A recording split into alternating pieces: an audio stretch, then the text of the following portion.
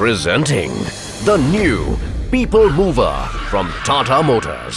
Hi guys, welcome back my YouTube channel. Guys, നമ്മുടെ പഴയ വണ്ടികളുണ്ടല്ലോ, പഴയ ടാറ്റയുടെ മാജിക് ഐറിസ് വമ്പ ഹിറ്റാടന്നു. വമ്പ ഹിറ്റ് എന്ന് പറഞ്ഞു കഴിഞ്ഞാൽ അത് ഇറങ്ങിയ സമയത്ത് വലിയ ഹിറ്റൊന്നും ഉണ്ടായിരുന്നില്ല. അതിന് ശേഷം, അതായത് 2015-14 കാലഘട്ടത്തോട് ശേഷം വാഹനങ്ങൾ കൂടുതൽ ഇറങ്ങാനും തുടങ്ങി, നല്ല മികച്ച അഭിപ്രായങ്ങളും വരാൻ തുടങ്ങി.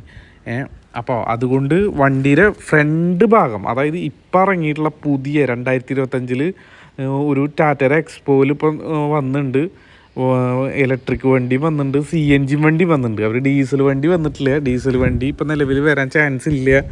അപ്പോൾ അത് കാരണം കൊണ്ട് അതിൻ്റെ പറയാൻ പോണ കാര്യം എന്താണെന്ന് വെച്ച് കഴിഞ്ഞാൽ ഇതിൻ്റെ ഫ്രണ്ട് ഭാഗമാണ് കേട്ടോ മാറ്റം വരുത്തിയിട്ടുള്ളത്. അതായത് നമ്മുടെ പഴയ വണ്ടിയും പുതിയ എയ്സ് പ്രോയും തമ്മിലുള്ള ഫ്രണ്ടിലുള്ള മാറ്റങ്ങൾ എന്താണെന്നാണ് ഞാൻ പറയാൻ പോകുന്നത്.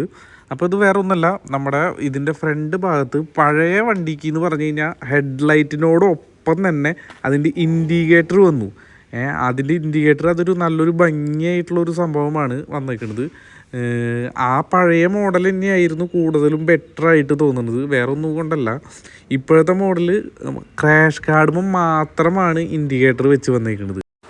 ഇപ്പോൾ വന്നിട്ടുള്ള മോഡലിൻ്റെ സിപ്പ് പ്രോ എന്ന് പറഞ്ഞിട്ടുള്ള ഇതിന് ആ ഒരു മോഡൽ വാഹനത്തിൻ്റെ ഫ്രണ്ട് ഭാഗം കാണാൻ നല്ലൊരു സ്റ്റൈലിഷ് ആണെങ്കിലും കൂടി പഴയ ആ മോഡൽ തന്നെയായിരുന്നു ഇത്തിരി കൂടി ബെറ്റർ. അതായത് ഹെഡ്ലൈറ്റിൻ്റെ ഭാഗം നോക്കുമ്പോൾ ബാക്കിയുള്ള അതിൻ്റെ ഫ്രണ്ട് വശം നോക്കുകയാണെന്ന് പറഞ്ഞു കഴിഞ്ഞാൽ റൗണ്ട് ഹെഡ്ലൈറ്റോട് കൂടിയിട്ടാണ് വാഹനം വരുന്നത്. അതുപോലെ തന്നെ അതിൻ്റെ ലോഗോ വരുന്ന ഭാഗങ്ങളൊക്കെ നല്ല മാറ്റം വന്നിട്ടുണ്ട്. ഇപ്പോൾ എന്ന് പറഞ്ഞാൽ ഒരു 2025 വെച്ച് നോക്കുമ്പോൾ ഒരു സ്റ്റൈലിഷ് ലുക്ക് തന്നെയാണ്. പക്ഷെ പോരായ്മ എന്ന് പറയാൻ ഉള്ളത് ആ ഒരു ഇൻഡിക്കേറ്ററിൻ്റെ ഭാഗം മാത്രമേ ഉള്ളൂ.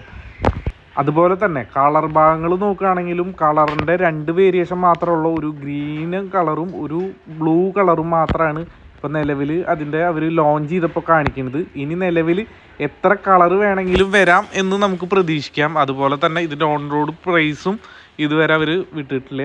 അതും കമ്മിങ് സൂൺ ആണ് കാണിച്ചേക്കുന്നത്.